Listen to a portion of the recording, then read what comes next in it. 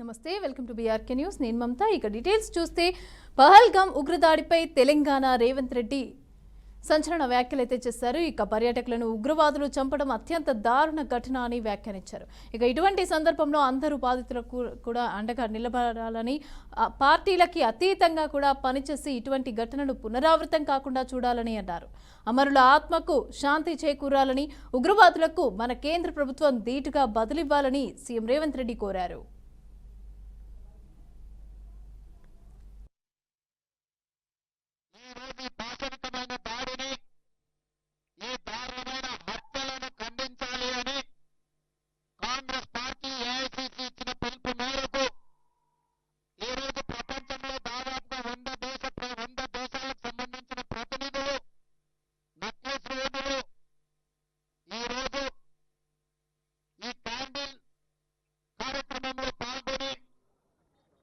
తీవ్రవాదులకు హెచ్చరిక జారీ చేయడం ఈ ప్రాంతం నుంచి జరుగుతుంది. ఈనాడు ఈ దేశం ప్రశాంతంగా అభివృద్ధి పదం వైపు నడుస్తున్న సందర్భంలో ఈ దేశంలోకి చొచ్చుకొచ్చి పాకిస్తాన్ తీవ్రవాదులు పర్యాటకుల మీద దాడి చేసి చంపడం దారుణమైన సంఘటన. ఇలాంటి సంఘటనలు పునరావృతం జరగకుండా ఉండాలంటే భారత ప్రభుత్వం కఠినంగా వ్యవహరించాల్సిన అవసరం ఉన్నది. అదేవిధంగా 140 కోట్ల భారతీయులందరూ కూడా ఏకమై రాజకీయాలకు అతీతంగా పార్టీ సిద్ధాంతాలకు అతీతంగా అందరము ఒక్కటై తీవ్రవాదం మీద పోరాడవలసిన అవసరం ఉన్నది. అందుకే ఈనాడు తెలంగాణ రాష్ట్ర ప్రభుత్వం అధికారికంగా ఈ కార్యక్రమాన్ని ఏర్పాటు చేసి అందరినీ ఆహ్వానించి భారత ప్రభుత్వానికి అండగా నిలబడి భారత ప్రభుత్వం చేపట్టే ప్రతి చర్యకు మద్దతుగా నిలబడాలి అని చెప్పి ఈరోజు వేలాది మంది నక్లెస్ రోడ్లోకి వచ్చి భారత ప్రభుత్వానికి మద్దతుగా నిలబడ్డందుకు నేను అందరిని అభినందిస్తున్నా. ఈ దేశ ప్రధానమంత్రి నరేంద్ర మోడీ గారికి విజ్ఞప్తి చేస్తున్నా. ఇది చాలా భావోద్వేగమైన సందర్భం. ఇలాంటి సందర్భంలో మనందరం ఏకమై భారతదేశ సార్వభౌమ అధికారాన్ని కాపాడాల్సిన బాధ్యత మన అందరి మీద ఉన్నది. మనందరం ఏకమై తీవ్రవాదాన్ని అంతమొందించి ప్రపంచానికి ఆదర్శంగా నిలబడాల్సిన సందర్భం ఈనాడు ప్రజలందరూ మన వైపు చూస్తున్నారు. అందుకే ఈరోజు ప్రభుత్వానికి అండగా నిలబడి ప్రజలందరినీ ఏకం చేసి మన దేశం మీద జరిగే దాడిని తిప్పికొట్టడానికి దాడులకు పాల్పడి కుట్రలు పన్నిన వాళ్ళను కఠినంగా శిక్షించవలసిన అవసరం ఉన్నది. మీరందరూ ఇక్కడికి వచ్చి సంఘీభావం తెలిపి చనిపోయిన కుటుంబాలకు ప్రగాఢ సానుభూతి తెలపడమే కాదు, ఆ కుటుంబాలకు అందరికీ మనము అండగా నిలబడాలి, ఆ కుటుంబాలను ఆదుకోవాలి.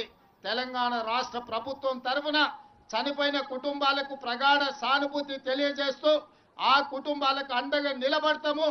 మన అందరం కూడా ఆ కుటుంబాలకు ఒక మనోధైర్యాన్ని ఇవ్వాలి. చనిపోయిన వాళ్లకు ఇందులో అమరులైన వాళ్ళ ఆత్మశాంతి చేకూరాలని భగవంతుడి దగ్గర వాళ్ళైతే మంచిగా చల్లగా చూడాలని వాళ్ళ కుటుంబాలను ఈ రోజు ఈ కార్యక్రమాన్ని ఏర్పాటు చేయడం జరిగింది. मैं इस मौके पे इस देश प्रधानमंत्री नरेंद्र मोदी जी से एक ही गुजारिश है, ये ऐसे मौके पे जो आतंकवादी अपने देशवासियों के ऊपर हमला किए, ऐसे हमला को हम सब इकट्ठा होकर 140 करोड़ लोग हम सब मिलके मुंह तोड़ जवाब देने का वक्त आए. इसीलिए आज तेलंगाना राज्य से 4 करोड़ जनता और दुनिया सबसे कम 100 देशों का उनके प्रतिनिधि यहाँ पर हाजिर होकर अपने साथ जोड़ के आतंकवादियों के खिलाफ लड़ने के लिए हमको मदद दिए. हम लोग सब मिलके इस देश प्रधानमंत्री को हम मदद देंगे. प्रधानमंत्री जी मोदी जी 1967 चीन ने अपने देश के ऊपर हमला किए तो इंदिरा जी ने मुंह तोड़ जवाब दिए.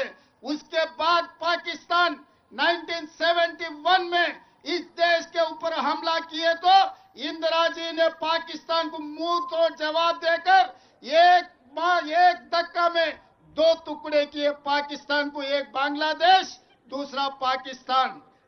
उस वक्त अटल बिहारी वाजपेयी जी ने ये कहा, इंदिरा जी को दुर्गा माता ने कहा, आप दुर्गा माता के भक्त हो, हमें पता है दुर्गा माता को याद करो. अभी पाकिस्तान के ऊपर जो हमला करना है। వక్ఫ్ సవరణ చట్టం పైన తెలంగాణ హైకోర్టులో ప్రజా ప్రయోజన బిల్ దాఖలైంది. అయితే ఈ పిటిషన్ పైన హైకోర్టు సంచలన నిర్ణయం తీసుకుంది. కేంద్ర ప్రభుత్వం తీసుకువచ్చిన వక్ఫ్ సవరణ బిల్లును అమలు చేయకుండా ఆదేశాలు జారీ చేయాలంటూ act public welfare foundation bill దాఖలు చేశారు. వక్ఫ్ సవరణ చట్టంలో పలు సెక్షన్లను పిటిషన్లో సవాల్ చేశారు. ఈ పిటిషన్ పైన విచారణ చేపట్టిన హైకోర్టు వక్ఫ్ సవరణ చట్టం పైన ఇప్పటికే సుప్రీంకోర్టులో విచారణ జరుగుతోందని, సుప్రీంకోర్టులో తుది తీర్పు వచ్చిన తర్వాత దీనిని పరిశీలిస్తామని హైకోర్టు కీలక నిర్ణయం వెలువరించింది. ఇక తదుపరి విచారణను కూడా వేసవి సెలవుల తర్వాతకు వాయిదా వేసింది.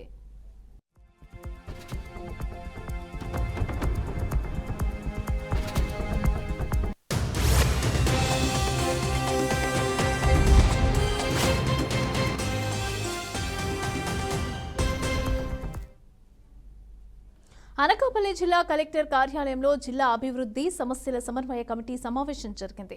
అయితే ఈ సమావేశంలో హోంమంత్రి అనిత, ఎంపీ సీఎం రమేష్, అదేవిధంగా స్పీకర్ అయ్యన్న పాత్రుడు, ఎమ్మెల్యేలు బండారు సత్యనారాయణ మూర్తి, సుందరపు విజయ్ కుమార్, జిల్లా కలెక్టర్ విజయ్ కృష్ణ, వివిధ శాఖల అధికారులు పాల్గొన్నారు. ఈ సందర్భంగా ఎంపీ సీఎం రమేష్ అధ్యక్షతన జరిగిన జిల్లా అభివృద్ధి సమావేశంలో జిల్లాలోని అభివృద్ధి సమస్యలపైన అన్ని శాఖల అధికారులతో సమాలోచనలు చేశారు. అనకాపల్లిని డెవలప్ చేసుకోవాలా, ఇప్పుడు ఇండస్ట్రియల్గా డెవలప్ అవుతోంది కాబట్టి దానికి తగ్గట్టుగా ఇన్ఫ్రాస్ట్రక్చర్ ఏ విధంగా తీసుకోవాలి. ఈరోజు మీటింగ్లో అందరూ కూడా డిసైడ్ చేసుకునింది, ఇక్కడ ఎక్కువ ఇండస్ట్రీస్ ఉన్నారు, ఎంప్లాయీస్ ఉన్నారు, లేబర్ ఉన్నారు కాబట్టి ఒక సూపర్ స్పెషాలిటీ హాస్పిటల్ కావాలని చెప్పి కూడా అందరూ కోరడం అయింది. దాని తగ్గట్టుగానే గవర్నమెంట్ ఆఫ్ ఇండియా దృష్టికి తీసుకెళ్ళి ఎయిమ్స్ ఏమన్నా ఒక సెంటర్ కూడా ఇక్కడ పెట్టేదానికా, లేదా ఇంకెక్కడన్నా సూపర్ స్పెషాలిటీ హాస్పిటల్ తీసుకొని వచ్చేదానికి. అలాగే ఇప్పుడు నర్సీపట్నంలో మెడికల్ కాలేజీ ఏం చేయాలి, మిగతా దగ్గర ఏం చేయాలి అనే ఆ విషయాలు కూడా డిస్కషన్ జరిగింది. ఏదైతే ఇప్పుడు మన నాబార్డ్ ఫండ్లో నుంచి కొంత వచ్చింది అంగన్వాడీ స్కూల్స్కి, గవర్నమెంట్ మ్యాచ్ రావాలి ఆంధ్రప్రదేశ్ నుంచి కాబట్టి సిఎస్ఆర్ కావాలన్నారు. వైసీపీ నేత మాజీ మంత్రి విడుదల రజనీకి ఏపీ హైకోర్టులో ఊరట లభించింది. ఏసీబీ నమోదు చేసిన కేసులో తొందరపాటు చర్యలు వద్దని పోలీసులను ఉన్నత న్యాయస్థానం ఆదేశించింది. అలాగే విచారణలో భాగంగా 41A నోటీస్ ఫాలో కావాలని స్పష్టం చేసింది. అదే సమయంలో విచారణకు సహకరించాలని, కేసుకు సంబంధించి బహిరంగంగా వ్యాఖ్యలు చేయొద్దని రజనీకి కోర్టు హెచ్చరించింది. శ్రీ లక్ష్మీ బాలాజీ స్టోన్ క్రషర్ యజమానిని బెదిరించి వసూళ్లకు పాల్పడ్డారంటూ విడుదల రజనీ పైన ఏసీబీ కేసు నమోదు చేసింది. అయితే ఈ కేసులో ముందస్తు బెయిల్ ఇవ్వాలి అంటూ విడుదల రజనీ ఏపీ హైకోర్టును ఆశ్రయించారు. విడుదల రజనీ ముందస్తు బెయిల్ పిటిషన్ విచారించిన ఆంధ్రప్రదేశ్ హైకోర్టు ఏపీ పోలీసులకు కీలక ఆదేశాలను జారీ చేసింది.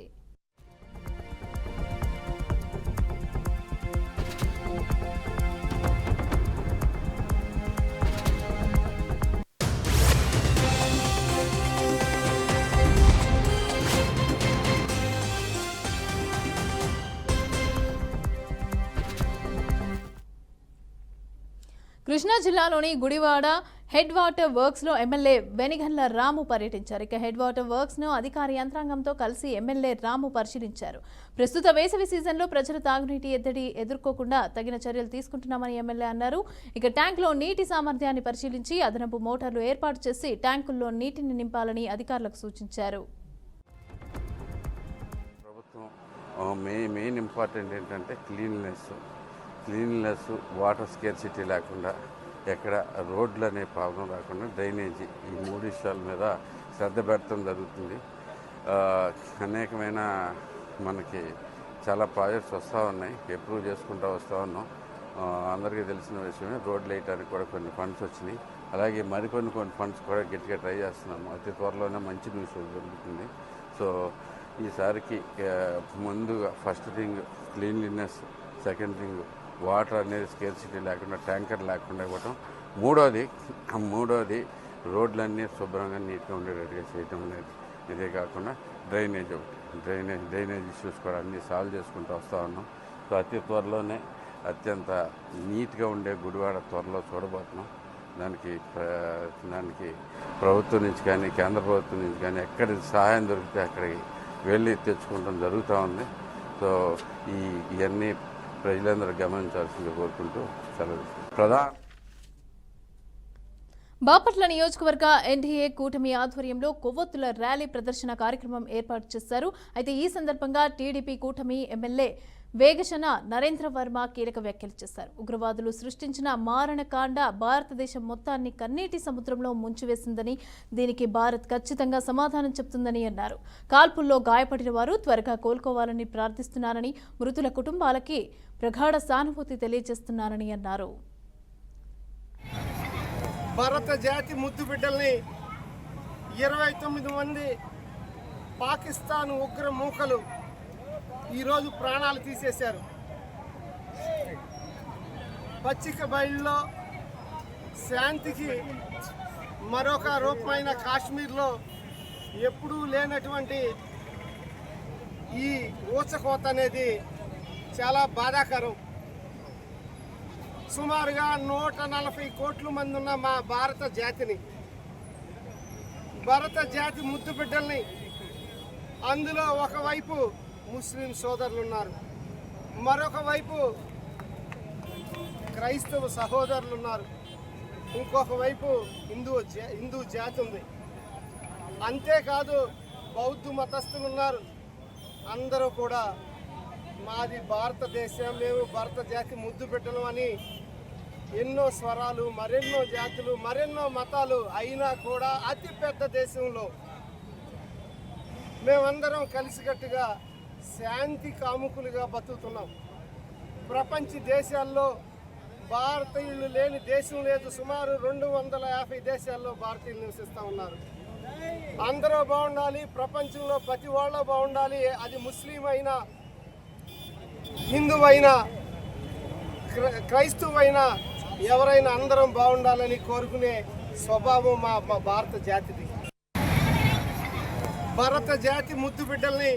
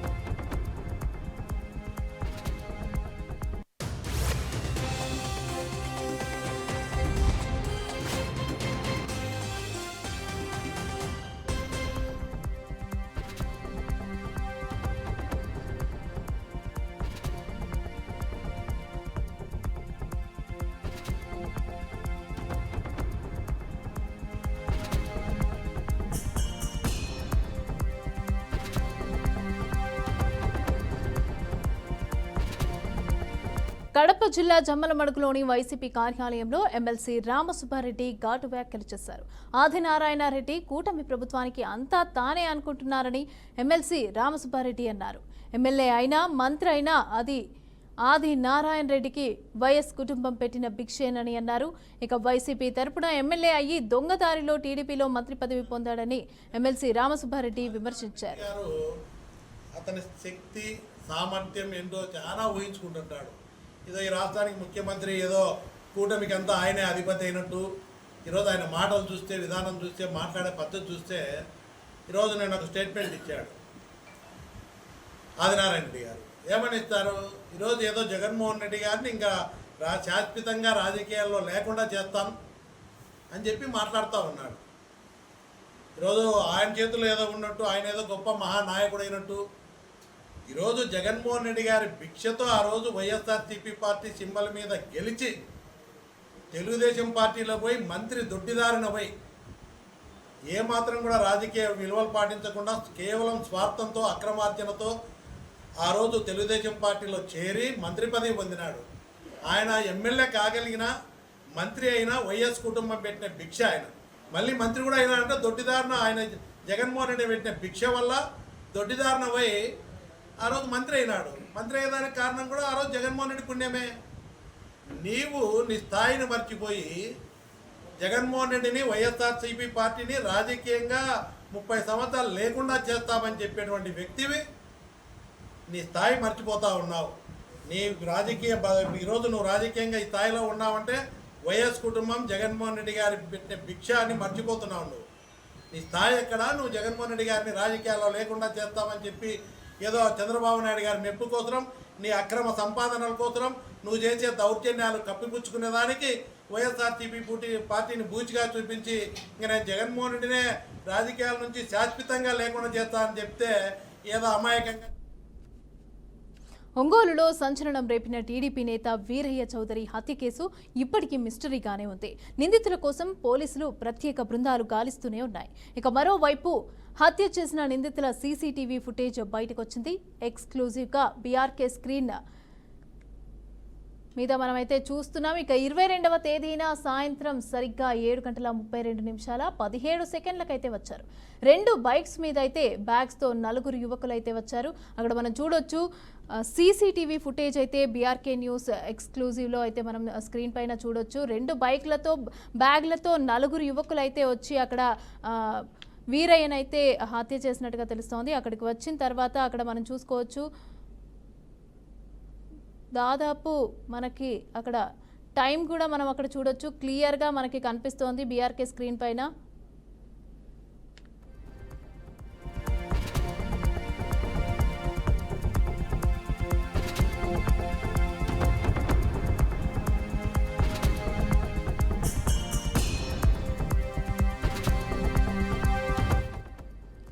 ఇక తిరిగి 7:36 తిరిగి వచ్చేసారు. అంటే సరిగ్గా 4 నిమిషాల్లోపే మర్డర్ చేసి పరారయ్యారు. 2 బైక్స్ మీద చాలా వేగంగా వెళ్ళిపోయారు. వారంతా యువకులే, ఖచ్చితంగా 30 ఏళ్ల లోపు వాళ్ళే. ఎక్కడి నుంచి వచ్చారు, ఎలా వచ్చారు అనేది ఎవరికీ తెలియటం లేదు.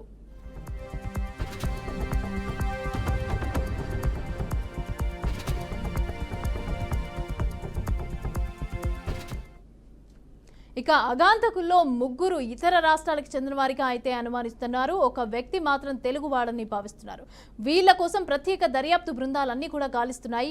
22వ తేదీ సాయంత్రం ఒంగోలులోని వీరయ్య చౌదరి కార్యాలయంలోనే అత్యంత పాశవికంగా వీరయ్య చౌదరిని హతమార్చారు.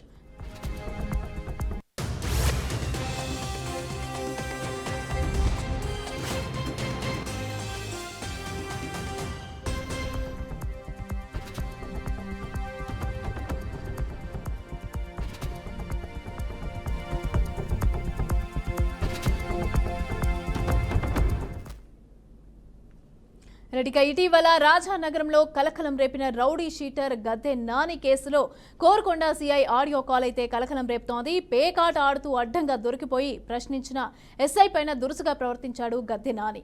దీంతో అతనితో పాటు కొందరిని అరెస్టు చేశారు. అయితే డ్యూటీలో ఉన్న పోలీస్ అధికారి పట్ల అడ్డగోలుగా ప్రవర్తించినప్పటికీ గద్దె నానిని వెంటనే విడుదల చేశారు. ఇక ఇప్పుడే ఇది చర్చనీయాంశంగా అయితే మారింది. ఇక దీనికి పోలీసులు చెప్తున్న వాదన అయితే భిన్నంగా కనిపిస్తోంది. సార్ ఏం లేదు సార్, నిన్న మొన్న మన సీతానగర్ మండలంలోని ప్యాకెట్ కేసులో దొరికారు కదా సార్. అవును సార్, అవును సార్. ఈ కంటనాని అన్న అతను కొంచెం రిస్క్ క్యాండిడేట్ సార్. అతను అంటే యాక్చువల్గా అతను rowdy sheeter sir. Rowdy sheeter sir. అవును సార్. అవునవును. అది యాక్చువల్గా ఏంటంటే లాస్ట్ అది ఎవరితో అందరితో కూడా గొడవలే సార్. అతనికి ఎవరితో కూడా మంచి సంబంధాలు ఏం లేవండి. ఎంతసేపు కూడా దురుసు వాతావరణంతో ఉంటాడు సార్ అతను. ఆ కార్ సీజ్ చేశారంట కదా సార్. కారు కూడా వెనక్కి ఇచ్చారు సార్. ఆ కారు బైక్లు అన్ని ఇచ్చామండి. అంటే ఈ కేసులో నెసిటీ లేదండి, ఏదో భయపెట్టడానికి సీజ్ చేస్తాం. అవును సార్. మళ్ళీ వాళ్ళ దగ్గర అఫిడవిట్ తీసుకుని మళ్ళీ court at the time of trial produce చేయమని చెప్పి తీసుకున్నాం సార్. అవన్నీ తీసుకుని మన దగ్గర పెట్టుకున్నానండి. బ్యాటరీ పోయినా ఏది పోయినా మళ్ళీ మన రెస్పాన్సిబిలిటీ. అవునండి, అవును. అది అదేమి మర్డర్ కేసు కాదు, ఇంకోటి కాదు. అవును సార్, అవును సార్, అవును. అందుకని చెప్పి 2 ఇచ్చామాట. దట్టు కొద్దిగా బీవీఆర్ గారు వాళ్ళు కూడా బాగా పట్టుబడి. ఇక గద్దె నాని విడుదలపైన కోరుకొండ సీఐని ఓ స్థానిక నేత ఫోన్లో ప్రశ్నించారు. దీనికి సీఐ చెప్పిన సమాధానం ఆశ్చర్యాన్ని కలిగిస్తోంది. రౌడీ షీటర్ గద్దె నానిని వదిలిపెట్టమని రాజనగరం టీడీపీ ఇన్ఛార్జ్ బీవీఆర్ చౌదరి నుంచి తనకు ఒత్తిళ్లు వస్తున్నాయని కోరుకొండ సీఐ అనడం చర్చనీయాంశంగా అయితే మారింది. ఇక అసలు రాజానగరం టీడీపీ ఇన్ఛార్జ్ బీవీఆర్ చౌదరికి అదేవిధంగా రౌడీ షీటర్ గద్దె నానికి ఉన్న అనుబంధం ఏమిటో ఎవరికి అర్థం కావటం లేదు. ఇలాంటి పరిస్థితులే ఎదురైతే జిల్లాలో శాంతి భద్రతల మాట ఏంటని కూడా ఉత్పన్నమవుతున్నాయి.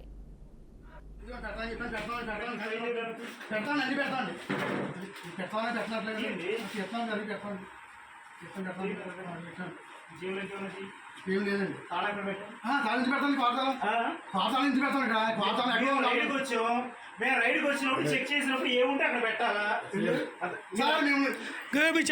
కూర్చోండి మీరు అర్థమైనా చెప్పండి మీరు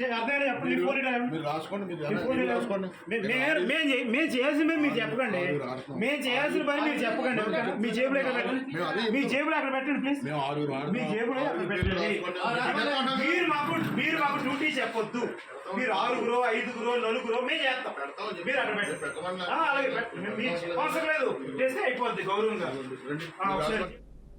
ఇక లా అండ్ ఆర్డర్కు అత్యంత ప్రాధాన్యత ఇస్తామంటున్న కూటమి ప్రభుత్వం ఒక రౌడీ షీటర్ అరాచకాలను కట్టడి చేయలేకపోతోందా అనే చర్చ సాగుతోంది. దీనిపైన బీఆర్కే న్యూస్ ప్రతినిధి స్థానిక డీఎస్పీని వివరణ కోరగా తాము ఈ విషయంపైనే విచారణ చేస్తున్నట్లుగా చెప్పడం కొసమెరుపు. అయితే పోలీసుల మీద దాడికి ప్రయత్నించిన సదరు రౌడీ షీటర్ గద్దె నానిపై పోలీసులు చర్యలు తీసుకుంటారా లేదా అనేదైతే ఆసక్తిగా మారింది. సార్ ఏం లేదు సార్, నిన్న మొన్న మన సీతానగర్ మండలంలోని ప్యాకెట్ కేసులో దొరికారు కదా సార్. అవును సార్, అవును సార్. ఈ కంటనాని అన్న అతను కొంచెం రిస్క్ క్యాండిడేట్ సార్. అతను అంటే యాక్చువల్గా అతను రౌడీ షీటర్ సార్. అతను రౌడీ షీటర్ సార్. అవును సార్. అవునవును.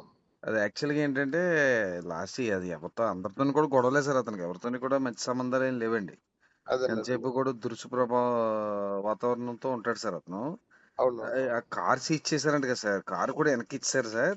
ఆ కారు బైక్లు అన్ని ఇచ్చామండి. అంటే ఈ కేసులో నెసిటీ లేదండి, ఏదో భయపెట్టడానికి సీజ్ చేస్తాం. అవును సార్. మళ్ళీ వాళ్ళ దగ్గర అఫిడవిట్ తీసుకుని మళ్ళీ court at the time of trial produce చేయమని చెప్పి తీసుకున్నాం.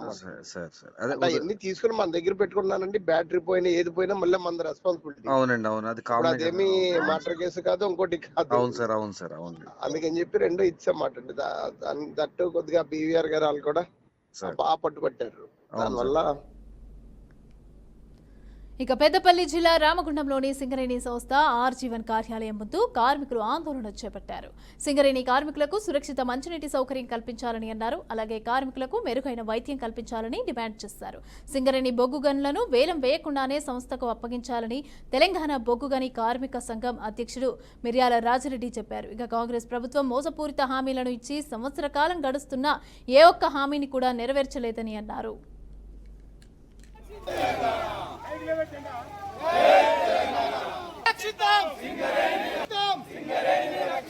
జై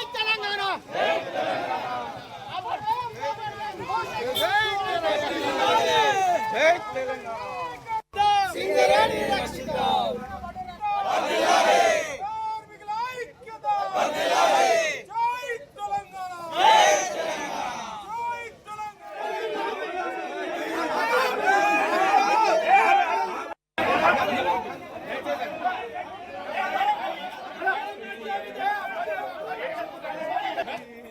అన్ని బావుల మీద ఈరోజు సింగరేణి సంస్థను రక్షించుకోవడంతో పాటు సింగరేణి సంస్థలో కార్మికులు ఎదుర్కొంటున్నటువంటి సమస్యలు అయితేంది, అలాగే మా ఉనికిని కాపాడుకునేటువంటి విధంగా, అంటే సంస్థ ఉనికి కాపాడుకునేటువంటి విధంగా ప్రైవేటీకరణ నుంచి రక్షించుకోవడం అయితేంది, వేలం పాటలు లేకుండానే బొగ్గు బ్లాక్లను కేటాయించాలనేటువంటి నినాదాలతో పాటు స్థానికంగా కార్మిక వర్గం ఎదుర్కొంటున్నటువంటి తాగునీటి సమస్య అనేటువంటిది అయితేంది, లేదా రెఫరల్ విధానంలో ఇబ్బందులు ఉన్నటువంటి దాన్ని కూడా సవరించాలని, తర్వాత ఒక మెడికల్ కార్డు ఇచ్చేసి ఎవరైనా సరే హాస్పిటల్కి వెళ్ళేటువంటి సౌకర్యాలు కావాలి అనేటువంటి ఉద్దేశంతో, దీంతో పాటుగా సింగరేణి సంస్థ సప్లై చేస్తున్నటువంటి బొగ్గుకి, అలాగే మనం తయారు చేసి ఇస్తున్నటువంటి థర్మల్ పవర్కి, అలాగే సోలార్ పవర్కి కావాల్సినటువంటి ఎన్ని డబ్బులు రాష్ట్ర ప్రభుత్వం కానీ జెన్కో ట్రాన్స్కో డ్యూస్ ఉన్నాయి అనేటువంటి ఆ వివరాలను ఇస్తూ అన్నీ కూడా కార్మిక వర్గానికి తెలియజేయాలి అనేటువంటి ఉద్దేశంతో ఈ యొక్క కార్యక్రమాలను చేపట్టడం జరిగింది. దాంట్లో భాగంగానే జగిత్యాల జిల్లాలో పేపర్ బాయ్గా పనిచేస్తున్న శ్రీచరణ్ ఇంటర్మీడియట్ ప్రథమ సంవత్సరంలో రాష్ట్ర స్థాయిలో మొదటి ర్యాంకును సాధించాడు. చిన్ననాటి నుంచే కుటుంబానికి ఆసరాగా ఉండటానికి ఇంటింటికి దినపత్రికలు వేస్తున్నాడు. ఉదయాన్నే నిద్రలేచి ఇంటింటికి తిరుగుతూ దినపత్రికలు వేసి ఆ తర్వాత కళాశాలకు వెళ్లేవాడు. శ్రీచరణ్కి మొదటి ర్యాంకు రావడం పట్ల తల్లిదండ్రులు, కళాశాల యాజమాన్యం, పట్టణ ప్రజలు హర్షం వ్యక్తం చేస్తున్నారు.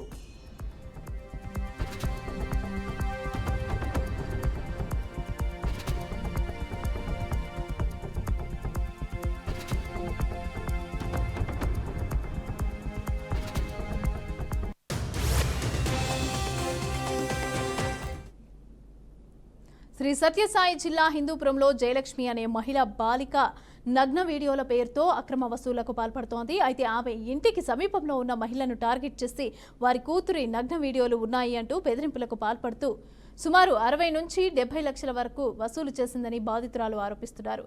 ఇక ఫిబ్రవరిలో డీజీపీ కార్యాలయానికి లేఖ రాసినా కూడా పోలీసులు పట్టించుకోవడం లేదంటూ బాధితురాలు ఆత్మహత్యాయత్నానికి పాల్పడింది.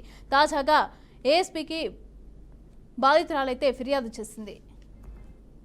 నేను కొట్లాడుతూ నేనేదో కేసులు వేసుకుంటే ఇప్పుడు రివర్స్ లో ఇన్ని రోజుల తర్వాత ఈ విషయము నేను డబ్బు రావాలని నాకు ప్రతిసారి ఎక్కడ కూడా ఈ వాయిస్ మెసేజ్ల్లో కానీ ఎక్కడ కూడా నేను డబ్బు ఆమెకి ఇవ్వాలి అనే మాట ఎక్కడా లేదు దీంట్లో. ఇంకోటి ఏంటంటే నేను డబ్బు ఇవ్వాల్సి ఉంటే 60 లక్షలు ఆమె కూడా నాకు ఊరికే ఇవ్వదు కదా.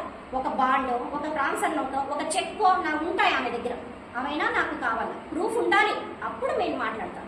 ఈ రోజు నా దగ్గర ప్రూఫ్స్ ఉన్నాయి. ఈ 2 కోట్లకైనా 1 కోటి రూపాయలకైనా నా దగ్గర ప్రూఫ్స్ ఉన్నాయి. నీ దగ్గర ప్రూఫ్స్ ఉంటే నాకు చూపించి మాట్లాడాలి. ఇవేమీ తెలుసుకోకుండా నా గురించి పేపర్లో వేయడం నాకు చాలా బాధగా ఉంది. ఇది మాత్రం నేను ఇది చేస్తున్నా. అందుకే నిన్న ఆయన పిలిచి 4 లక్షలు 3 లక్షలు 2 లక్షలు ఇస్తే అవన్నీ డిలీట్ చేసేస్తారు. నాకు తెలిసి వాళ్ళు పెద్ద స్థాయిలో ఉన్న వాళ్ళు, వాళ్ళ నుంచి నేను సేవ్ చేస్తాను. 2 లక్షలు 3 లక్షలు అని ఫస్ట్ అడిగింది.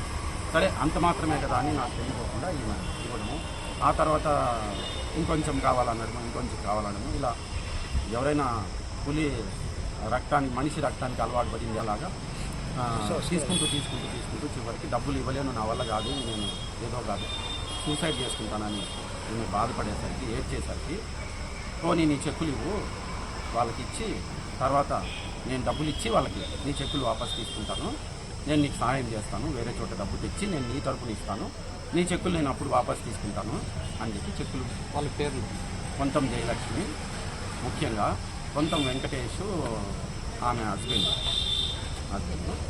వాళ్ళ ఇందులో కొంతం వెంకటేష్ మొదటి నుంచి లేడు. మొదట మా ఈ క్రైమ్ మొదలుపెట్టింది ఒక లెవెల్